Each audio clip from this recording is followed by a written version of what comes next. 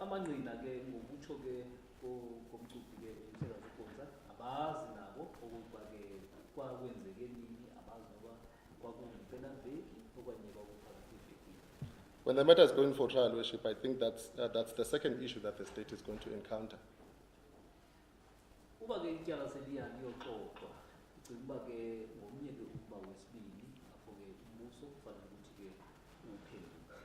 I believe, Your Honor, if even though I might not be certain that I'll be the one who will be dealing with trial, the first issue I would raise at High Court is a point in limine in terms of Section 35, Worship, of the Constitution, that the charge sheet, Worship, does not give detail to allow the applicant to prepare for the case and to come and answer for whatever allegation that is brought forward.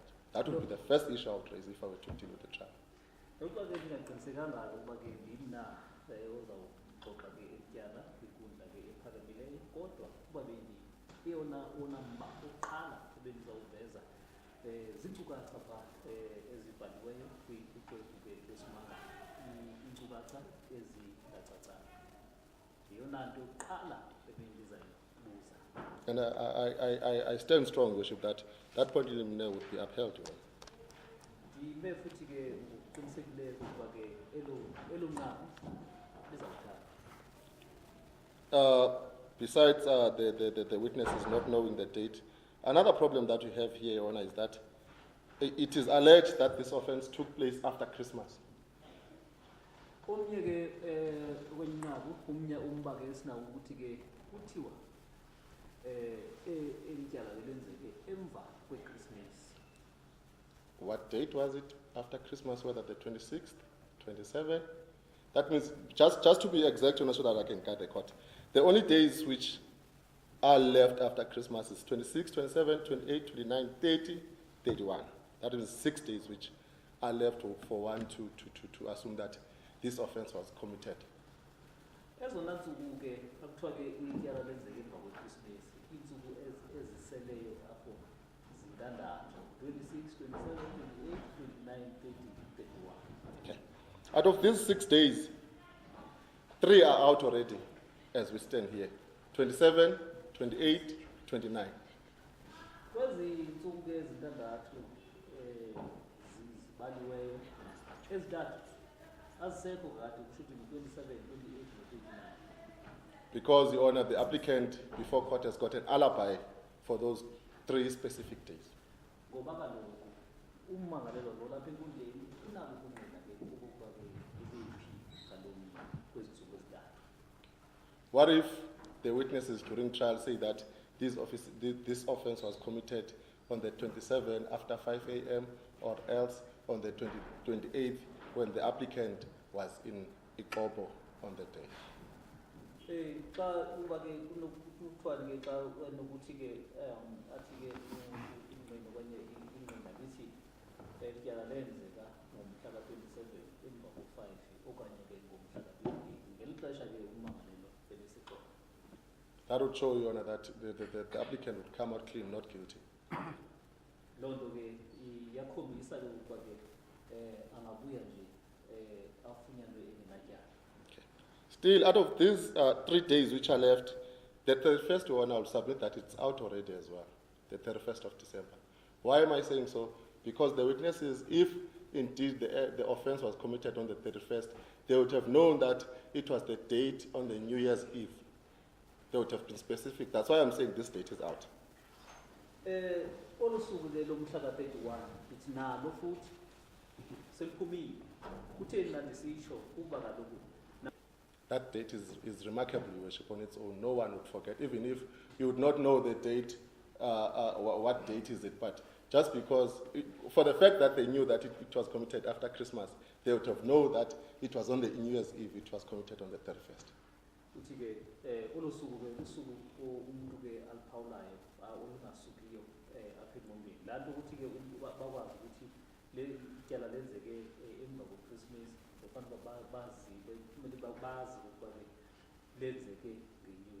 Now you agree with me, Your Honor, and I believe my learned friend would agree with me that the state now would be left with only 2 days, which is the 26th and the 30th.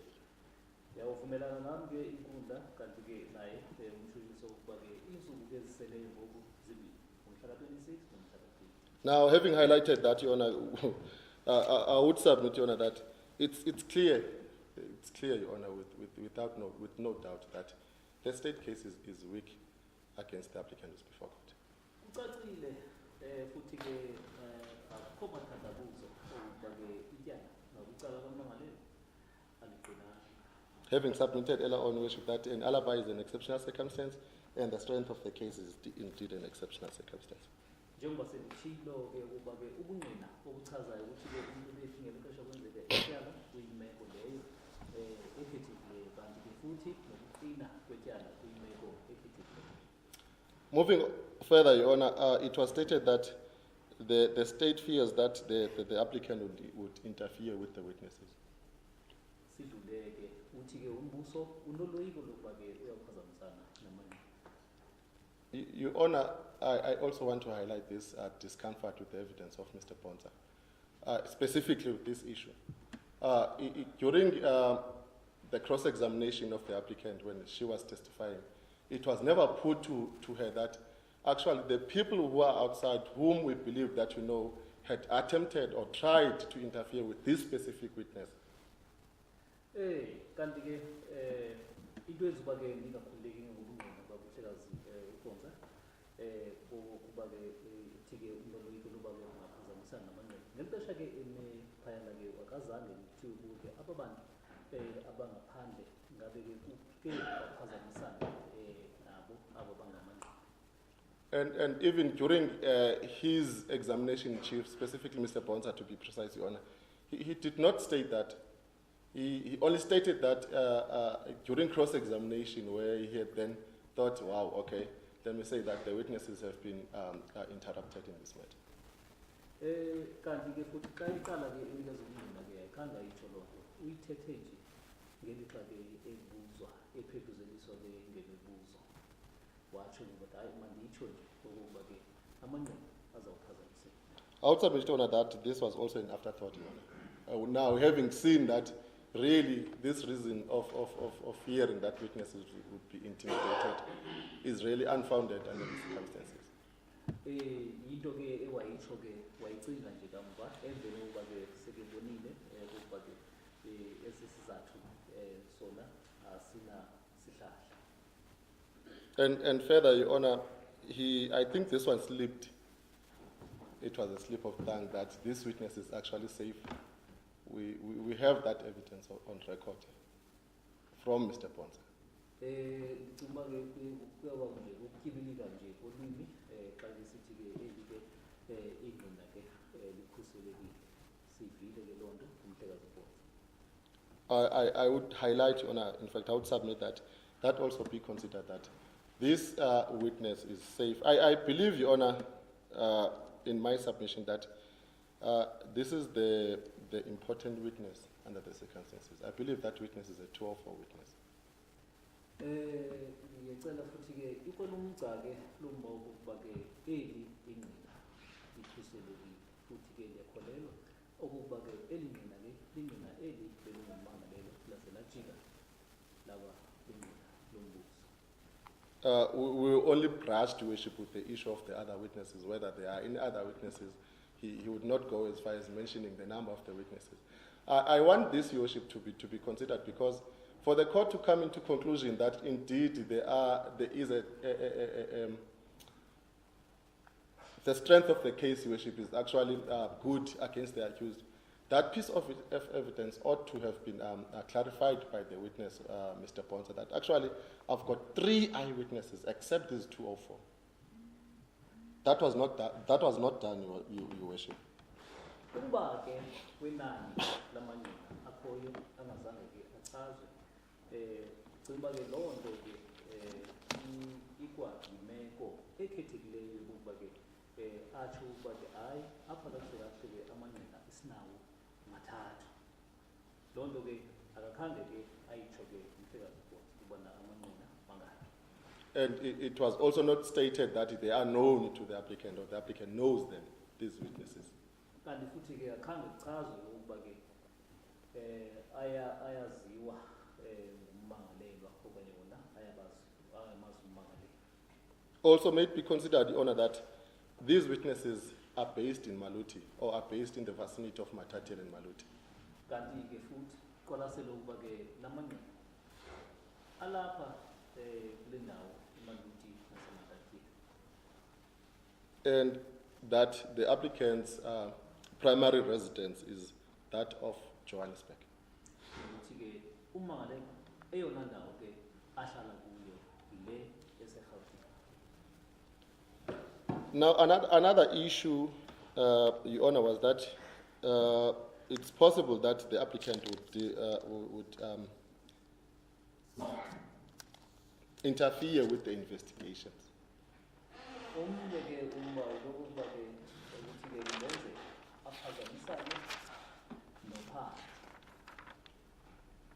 And according to this issue is confusing, Your Honor, because Mr. Bonsa could not clarify as to how, because the evidence we got from his examination in chief was that investigations are complete here in this matter. Now, what other investigation would the applicant interfere with? Because he had said, just to be precise, that the only issue which is left is that one accused who has not yet been arrested. Iyaxakamisa ke lomba ke uphando kuba ke uthilo ubuzopha umthiliso kokuba ke wathi ke uphando lona selubhekile eyona nto iseleyo kukuba ke kubanjwe lo omnye ke umsoco. Now, one, I would submit, Your Honor, that it's clear that there's no other investigation that the applicant would interfere with. Okunye ke ngasho ukuthi ke abukho ke uphando apho ke ummangalelo angaliphazamisa. Number two, I believe, Your Honor, that the witness statements have been already obtained. The only issue which is outstanding is this only accused which has to be arrested. Okunye futhi kokuba ke ingxelo okanye ke istatement zamanqina sezivunyelwe eyona nto ngulomsolwa oyelabana. And may it be considered, Your Honor, that this so-called accused who has not been arrested for a period exceeding 4 months, if I were to be precise, February, March, April, May, and we are in June now. Nokuthi ke kuqwalaselwe ukuba ke lo muntu ongekabanjwa lo msolwa sekungapha kwenyanga ezine engekabanjwa. I would submit, Your Honor, that it would be unfair to say that this applicant should remain in custody pending the arrest of a person who was not arrested for 4 months. That would be really unfair, Your Honor. Kuyabe kungalunganga ke nyani okuba ke lo ummangalelwa ke agcinwe eluvalelweni elinde okuba ke kubanjwe umsolwa ongazange abanjwe ke kwinyanga ezine ezidlulileyo. Your Honor, it was also stated that one of the reasons to oppose bail or the release of this accused was that she is a flight risk. Esinye isizathu ke sikhankanyiweyo sesokuba ke angakhululwa ngebail sesokuba ke angalibaleka ke ukuba angalibaleka ke elityala. I would submit to you that this doesn't stand, Your Honor. Why am I saying so? One, there's no evidence that suggests to say that at the time of the arrest of the applicant, she attempted to escape or she resisted arrest. Leyo ke ayinasihlahla ke kuba abukho kumina ke ukuvela ukukhombayo ukuba ke uye wazama ukubaleka ngexesha ke ebandla. Number two, after being called, she had promised to come. I want that to be highlighted. She had promised, she did not refuse to come. She had promised to come. Okwesibili ngexesha ke ebizwa okanye ke efonela akazange ale kodwa uye wathembisa okokuba ke uzawuza icela inkundla iukwelele umgca ke lo. Further to that, Your Honor, she did not change her cell phone number that was used by Mr. Bonsa in contacting her.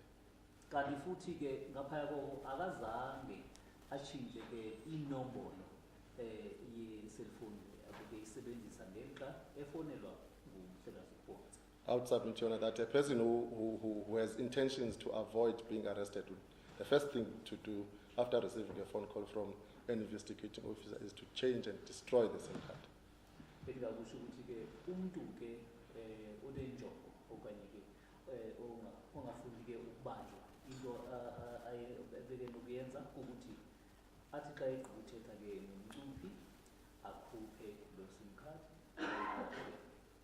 so that she can be untraceable. ukuze kaloku kungabi lula ukuthi ke azingeleke. Another issue which should be considered by the court is that after the applicant was called by the investigating officer, Mr. Ponza, she did not change her workplace. In fact, she did not resign or abscond from her employment.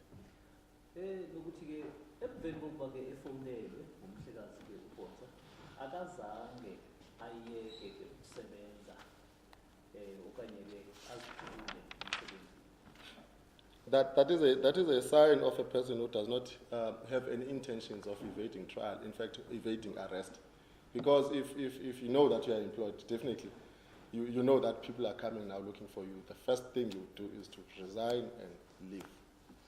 Zimpawu ke ezo ezibonisa ukuba ke lo muntu lo akazimiselanga ke ukuthi ke abaleke ukuba kuba kaloku into eqala nje ukuthi umuntu ayenze ukuthi ke osule emsebenzini. What is also of paramount importance, Your Worship, is that the investigating officer knows exactly where the applicant stays. He was there in person. Eyona nto ibaluleke nangakumbi yokuba ke umcuphi uyazi apho ke ahlala khona ummangaleli wayekhona phaa buqu. Your Honor, I wish to also highlight that Mr. Ponza was a very dishonest person in his evidence, if I were to say. Ndiyanqwena nje ukubalula ke ukuba umhlekazi uPonza ubeke umuntu ongathembekanga.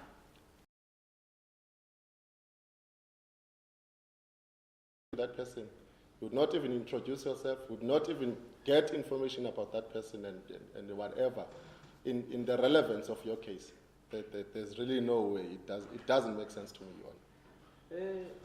Ngeke ke kwenzeke ukuba ke uthi ke ufika uzobopha ufika umuntu ehleli no-manager ungazazisi kuye nokuthi futhi ke umchazele ngokwenzekayo ngehlala enyanisweni ayivakali tu. I would submit, Your Honor, that Mr. Ponza knows the employer of the applicant before contact. He does have contact details of that manager or alleged manager. Ngingasho ukuthi ke uyamazi ke umqeshi umhlekazi uPonza futhi unazo ke i-phone number zikamanager. Your Honor, without taking too long, Your Honor, I wish to submit that with whatever fears that the state has in that the applicant might evade trial, that can be cured, Your Honor. Ngingasho nje ukuba ke uloyiko olo ukuba ke angalibaleka ke ityala loo nto ke ingalungiseka. The first medication to that is one that the court may order the applicant that he should not or she should not evade trial, and if she invades trial, her bail will be forfeited and she will be kept in custody up until the matter is finalized. That's the first medication. Isisombululo sokuqala sokuba ke angayalelwa yile nkundla okokuba ke angalibaleki ityala ukuthi ke ukhe wenza ngolo hlobo wayibaleka ityala azokuthi ke imali ebeyili izadliwa. The second medication to that, Your Honor, is that the applicant may be warned to sign at a nearby police station at least twice a week between 6 a.m. and 6 p.m. in order to ensure that the applicant in fact remains in that vicinity so that the court can moderate or can be able to track and trace the whereabouts of the applicant. Esinye isisombululo sesokuba ke inkundla ingamyalela ukuba ke atyikitye okanye ke asayine kwi-police station ekufuphi nakuloo ndawo akuyo phakathi ke kuka-6 wasekuseni no-6 wasemalanga. Loo nto ke yenza ukuthi ke imgcine ekuloo ndawo ekufuphi nakuloo ndawo. Another cure, Your Honor, is that this court may grant a higher amount than the expected or the normal amount that the court would grant, Your Worship. At 20,000 rands, Your Worship, would be a cure to that. I believe that there is no way that the applicant will run away, knowing that there's money at stake as well. Sinye ke isisombululo sesokuba ke inkundla ingamnikeza ibail imkhululeke ngenani kwenye nemali ephezulu. Loo nto ke izawumenza uba ke angabaleki ukuthi-ke anganikezwa ke ibail ye-20,000 rand. Ngoko ke akanawukwazi ukuthi-ke abaleke ityala ashiye i-20,000 rand. Your Honor, I'm submitting that under the circumstances, the applicant has discharged the honors expected in terms of Section 60 and therefore qualifies for bail, Your Honor. Ngoko ke uvezile ke imeko ke njengoko bekulindelekile ezokuba ke ikhululwe ngebail. Considering, I do concede, Your Worship, that the applicant has stated that she can afford a bail amount of 1,000 rands, Your Worship. I would suggest, Your Worship, that the court may extend or may increase that amount to whatever amount the court would deem fit in order to ensure that the applicant attends court and doesn't leave a trial. If the court has fears that Umangalelwa wathi-ke imali angakwazi ukuyibhatala nge-1,000 rand, kodwa ke ngiyayicela lenkundla okokuba-ke ingatsho noba imalini engaphezu kwale ezokwenza nje ukuthi-ke umangalelwa angalibaleki-ke ityala. And I further pray, Your Honor, that this application be considered by the court and be granted also for the benefit of these two minor children. Ngiyibongoza-ke lenkundla okokuba-ke noko-ke ibail ingakumbi-ke ngenxa-ke yaba bantwana abaningi. I'm using this word, Your Worship, pray, because that's a word which we thought that we should use when begging the Your Honor. Ndisebenzisa-ke igama lokuthandaza kuba-ke into-ke esayifundisa sokuba-ke kaloku xa usitsho-ke ngohlobo emithandazweni-ke ekunyanisweni imithandazo iyaphendulwa. It's the court position. No further address, Your Honor, unless there's something that the courts need me to address otherwise.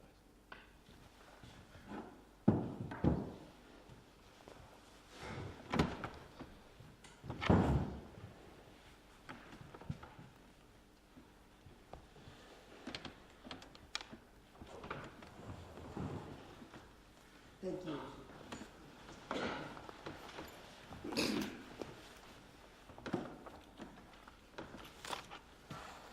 Worship, I'll start by agreeing with my learned colleague on the issue that one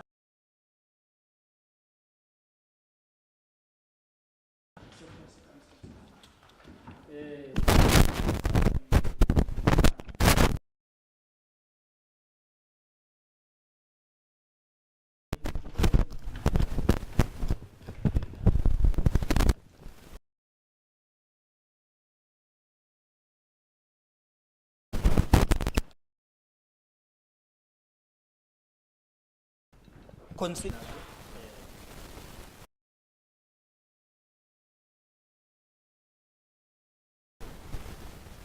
Worship, the applicant indeed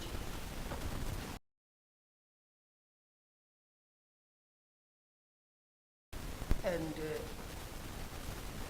that right is limited by the law of general application. Worship. In this instance, it's section 60. Ewe-ke kodwa-ke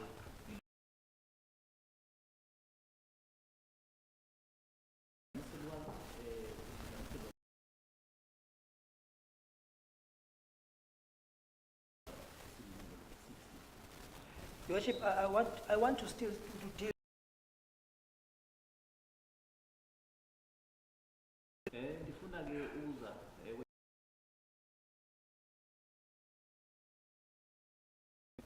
There may be decided cases on these issues that my learned colleague has highlighted before this court, but each case is just on according to its own merits, Your Worship. ewe-ke zingakhona-ke akhona-ke amatyala-ke ayaqedwa kodwa-ke ityala netyala isigqibo sesiphume ngokwemeko yelo tyala. Persuade the court to reach a certain decision, Your Worship. Loo matyala-ke angenza nje ifinyelele kwisigqibo esinye. The issue of the width, in the absence of the applicant. Bantwana ukuthi-ke kuzothi ga namhlanje akukho ke ukungqina okutwitter apha ke kulenkundla okokuba ke oko ke wayebanjiwe ukusukela ngelo xesha ukuzothi kangokuthi ke abantwana kukhona ke into ebahluphayo. I will submit that, Your Worship, the applicant is in touch with the outside world. I'm saying this because there was a witness who was called here. How did the witness come if he's not in touch with the complainant, with the applicant before this court? Ngikuthetha nabantu ke ngaphandle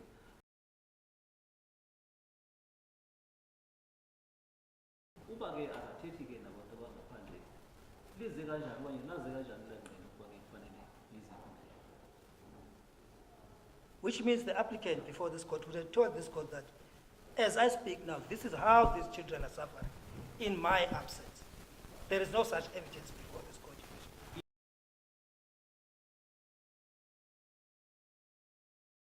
Basokola ke ngolu hlobo nangolu hlobo ngexesha linika.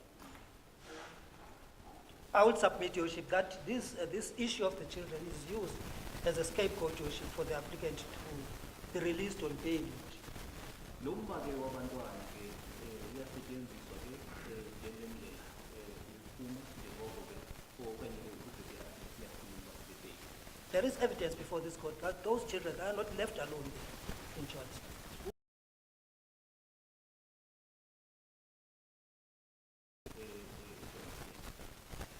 Secondly, Your Worship, the issue that is also connected to this issue, there is no evidence before this court that the applicant before this court is still employed where she was working.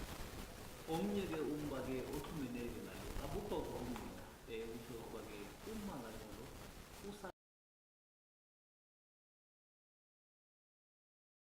that if the applicant is released, she is going back to be employed. And then we don't know how he's going to support the children if she is not taken back by the employer. uba ke abantwana What maybe the work will be there to support the children. kutshiwo ukuba ke inkundla uma idlale njengiyize likhululo kuba singakuba ke uyamsapota okanye Second issue I'm going to deal with, Your Worship, is the issue that has been hammered several times, that they accused the applicant before this court. His address is known by the investigating officer. lo ovele ke uyayazi idilesi apho ke ehlala khona uye waya yena akayiphikanga loo nto uyayazi. Your Worship, the issue here is the conduct of the applicant before he arrest. Umba kaloku ukuziphatha kwakhe ummangalelo phambi kokuthi abantu. The applicant is called to come to Matatiel. He is informed the reason why she is called to come here. Your Worship. Fonele ukuthi ke eze Matatiele uxelele ukuthi ke isizathu kutheni le nto kuthiwa makeze. The second call, the phone is on voicemail. Esibini ke ifoni kumaneka ke ukuthi ke iku-voicemail. On her cell phone, which the applicant should be released on bail. Le nkundla ke kaloku kufuneka ke ngoku ilinganise intembeko ukuthi ke noba ngabe lo akufanele ukuthi akhulume na. The applicant is called. Even the investigating officer uses her attorney. That was not disputed, Your Worship, that the attorney did call the applicant to come to court. Ufonele ummangalelo kanti ke umuntu waphinda futhi wasebenzisa igqwetha lakhe. Loo nto ayiphikiswanga ukuba ke igqwetha lilasetyenziswa ukuthi ke limfonele. All those efforts were fruitless, Your Worship, until the investigating officer has to go to Johannesburg and look for the other applicant, Your Worship. Yonke ke loo mizamo ayizange ke iphumelele kwade kwaba kulapho ke umcuphi ke fanele ke asuke ke ngoku ayomjonga ke ngoku le eGauteng. Section 60, Your Worship, says that if there is a likelihood that the applicant will evade the trial, she must not be admitted to bail. Sithi ke sigaba somthetho somnombo 60 ke uba ke ummangalelo okanye ikhona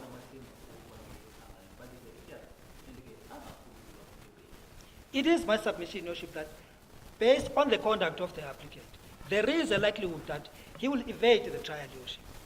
Ngokusho ke kwami ngendlela ke ake aziphatha ngayo akhona ke amathuba okanye amahebo okuba ke It must be borne in mind, Your Worship, that this is a serious offense that has been committed by the applicant. We are saying, we are not saying she is guilty, but the charge that is charged with is very serious, Your Worship. makhumbule kuba ke ityala livelana lityala elingukuba This can warrant a life sentence, Your Worship, because this is a premeditated matter. loo nto ke ingenza ukuthi ke akuleke ukuba bonke kuba ityala lelikhula oko ke Then this court is urged to gamble that the applicant should be released on bail after her conduct, Your Worship. kuthiwa ke ngoku befunda ke mayidlale ke ufike umkhulu emveni kwendlela ayaziphatha ngayo. So we must rely on the applicant that he will do everything that this court has gave him to do. Ngoko ke masixhomekeke kumntu ummangalelwa ukuba ke uzakwenza yonke into ayinikiweyo kwabo zayenza. It is my submission, Your Worship, that that is not possible. Yinto ke leyo engenakuhlolwa.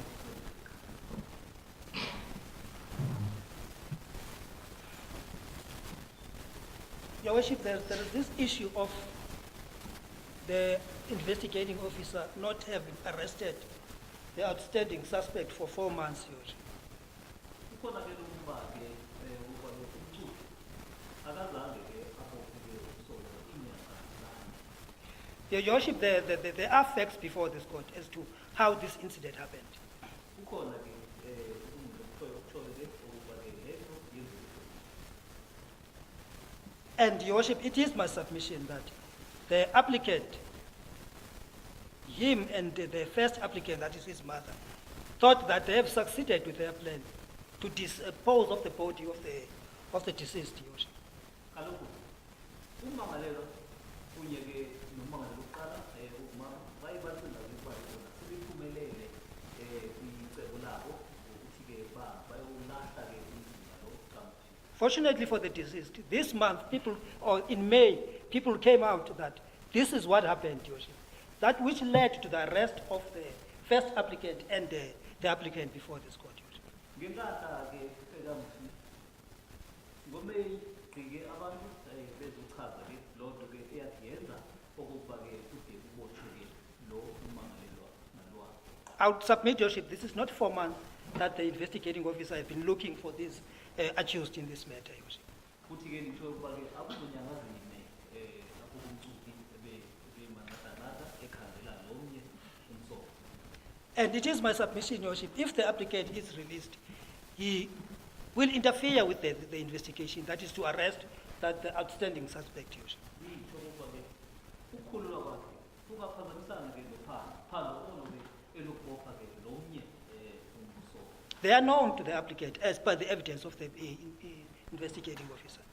Bayamazi kaloku kanje uyabazi yena ummangalelwa lo njengoko ke etshilo umculi. It's probably they know where this suspect is. Kuyakholeleka ukuthi ke uyazi ukuthi uphi lo umsoco. Therefore, this applicant cannot be released on bail, Your Worship. Ngoko ke akanawukhululwa ke lo mmangalelwa.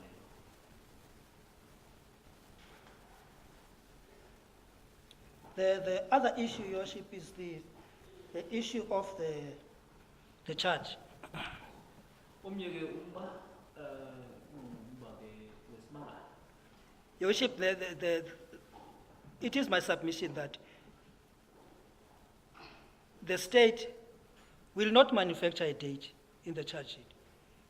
If the witnesses remember the month where the incident happened, the state cannot then manufacture the date and say it happened on the 26th, it happened on the 1st. Omnye umba uloba kaloku umbuso awunakuzakhela kaloku usuku. Uba ke amanqina akhumbula inyanga. Ngoko ke umbuso wona angeke uzibekele okanye ke uzenzele nje usuku angeke usho uba ke date And the other issue, Your Worship, which according to my colleague renders this state's case weak, is that they have an alibi. omnye ke umba ulokuba ke uthi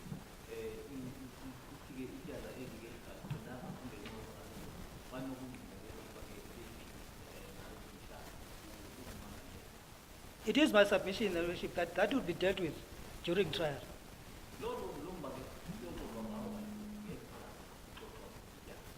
And, Your Worship, the people have been convicted with alibis based on the evidence that was before court at that particular time. Abantu bafunyanwa benityala ke ngoku ke benamntu kodwa ke befunyanwa nje benetyala ngenxa yokungqina ukuthi phambi ngelo xesha. It is submitted before this court, Your Worship, that the state has eyewitnesses of the incident that happened on that day. They described it in detail. Kutshiwo ke okokuba ke umbuso unamanzi abonileyo ayikhona bona ngelo xesha ukuthi ke imeko le bayichaza injengokunjalo. And we cannot say that they are the applicant before this court with another person. They know the applicant. Angeke ke kutshiwo okokuba ke bayaphazama mhlawumbe ke bamfanisa nomuntu hayi bayamanga ummangaleli. It is my submission, Your Worship, that that does not render the state case weak. Loo nto ke uthuba ayenzi okokuba ke ityala lokuqala lombuso libe ethe. Your Worship, the investigating officer testified about the safety of the witnesses. And his evidence is that there's only one witness who is on the witness protection. Umntu uye wachaza ke ngokukhuseleka kwamanina ewachaza uba ke linye ingqinina ke eliphantsi kokhuseleko lombuso. It is his evidence that he cannot force people to go under witness protection. Ubungqina bakhe uthe ke akanawunyanzela amanina ke okokuba ke aye kukhuseleko lamanina. I will submit, Your Worship, also that those witnesses who are not under witness protection are known to the applicant. Ukutsho ke futhi okokuba ke lawo manina lawo angekho phantsi kokhuseleko lwamanina ayaziwa ummangaleli. Therefore, we cannot take gamble, Your Worship, to release the accused and the applicant and say that we will rely on his conscience, that he will not interfere with those witnesses. Asinawudlala kundize sithi ke sizawuthembela kuye okanye ke kwisazela sakhe okokuba ke akanawuphazamisana nalamanina. No one is saying that the applicant is guilty at this stage, Your Worship. Akekho ke ubani othi ke ummangalelo lo unetyala okwangoku. But we are dealing with the proper administration of justice in this circumstances, Your Worship. Kodwa esikwenzayo ngoku ukubambisa komthetho okanye kwezobulungiswa okufanelekileyo.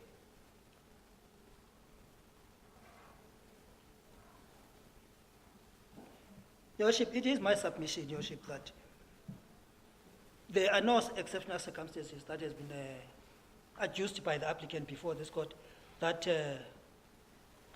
can render him to be admitted on bail, Your Worship. Therefore, her bail application should be refused, Your Worship, based on the facts that I addressed the court on, Your Worship. Azikho ke imeko ke zingaqhelekanga eziveziwe ke lo mmangalelo ngoku ke azikho ke imeko ezingamenza ke ukuba ke akhululwe nebheyili ngoku ke ummangalelo makangakhululwa ke nebheyili. Those are the state submissions, Your Worship, unless the court want me to address in any issue, Your Worship.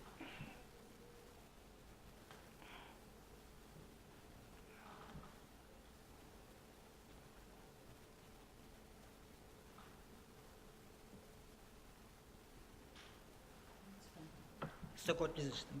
May I reply on just one aspect? Your Honor, my learned friend had stated that the applicant before court may be subjected to lifetime imprisonment. I beg to differ, Your Worship, on that. Uphendula ke uthe ke useyifumana ke isigwebo sobomi bakhe bonke entolongweni kodwa ke ndingaphesheya ke kuloo. Having had sight of the charge sheet, Your Worship, the applicant before court has not been charged in terms of section 51, subsection 1 of the Criminal Procedure Act, Your Worship, which warrants a lifetime imprisonment. Kanti ke ngokuyitsho nje kuba ke akatyatyelwanga ke ngetyala eliphantsi ke lesigaba somthetho somlungelo 51 esitya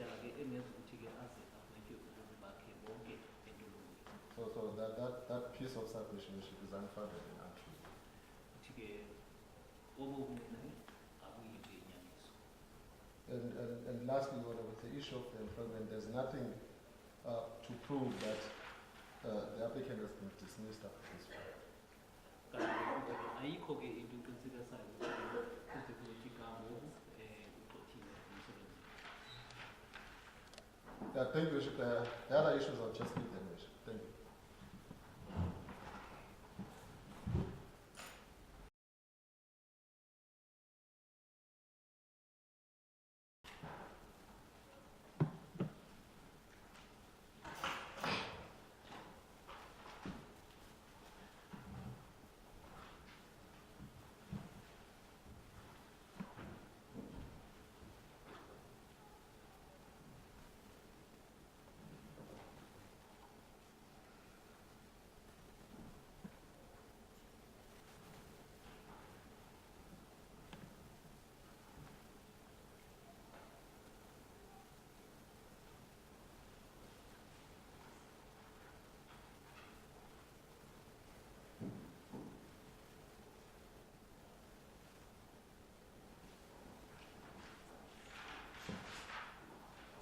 Can you check your 22nd? That was the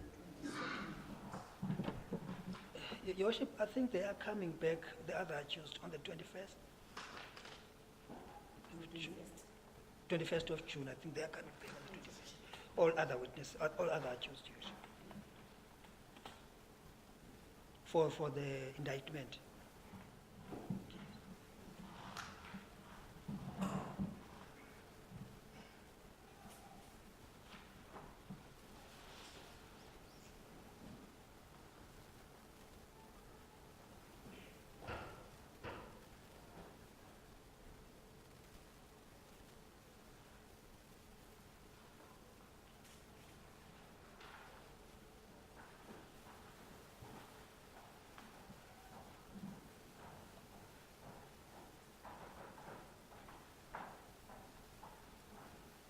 I will say provisionally because I'm not sure whether the agreement would have got some. Provisionally. I've got some few judgments.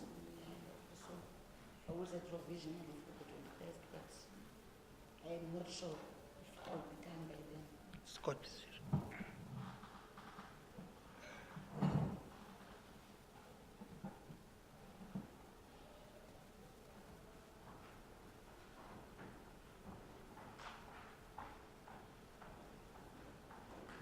May I just place it on record, Your Worship, that on the day I do not think I'll be present, Your Honor, but I can ask one of my colleagues to not judge before. I'll be present on that day. Thank you, Your Worship.